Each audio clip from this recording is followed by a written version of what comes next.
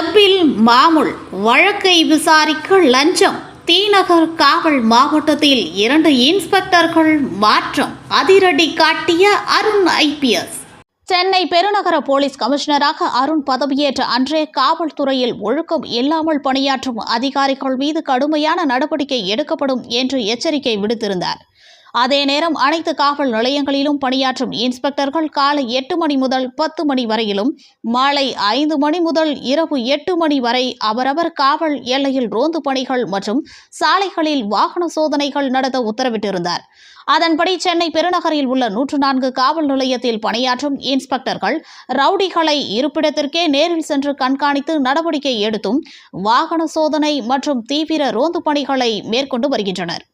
அதே நேரம் பொதுமக்களை பாதுகாக்கும் பணியில் முறையற்ற வகையில் செயல்படும் இன்ஸ்பெக்டர்கள் மீது புகார் ஏதேனும் வந்தால் அந்த புகாரின் மீது நடத்தப்பட்ட விசாரணையில் அது உறுதியானால் சம்பந்தப்பட்ட இன்ஸ்பெக்டர்கள் மீது கடுமையான நடவடிக்கை எடுக்கப்படும் என்றும் கமிஷனர் அருண் எச்சரிக்கை விடுத்திருந்தார்.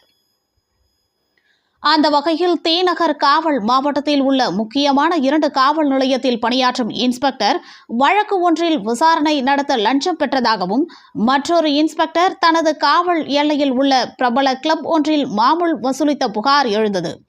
இதுகுறித்து போலீஸ் கமிஷனர் அருண் தீநகர் துணை கமிஷனர் அங்கித் ஜெயின் விசாரணை நடத்த உத்தரவிட்டார். அதன்படி துணை கமிஷனர் நடத்திய விசாரணையில் 2 இன்ஸ்பெக்டர்கள் மாமூல் மற்றும் லஞ்சம் பெற்றது உறுதியானது.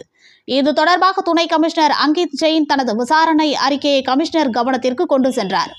அதன்படி தீநகர் காவல் மாவட்டத்தில் உள்ள முக்கிய 2 காவல் நிலையத்தில் பணியாற்றி வந்த 2 இன்ஸ்பெக்டர்கள் அதிரடியாக காத்திருப்போர் பட்டியலுக்கு மாற்றி உத்தரவிட்டுள்ளார். இந்த சம்பவம் போலீசாரிடையே பெரும் பரபரப்பை ஏற்படுத்தியுள்ளது. கிள்ளை மீடியா சேனலை லைக் பண்ணுங்க, ஷேர் பண்ணுங்க, கமெண்ட் பண்ணுங்க, சப்ஸ்கிரைப் பண்ணுங்க. மறக்காம பக்கத்தில் இருக்க பெல் ஐக்கானையும் கிளிக் பண்ணுங்க.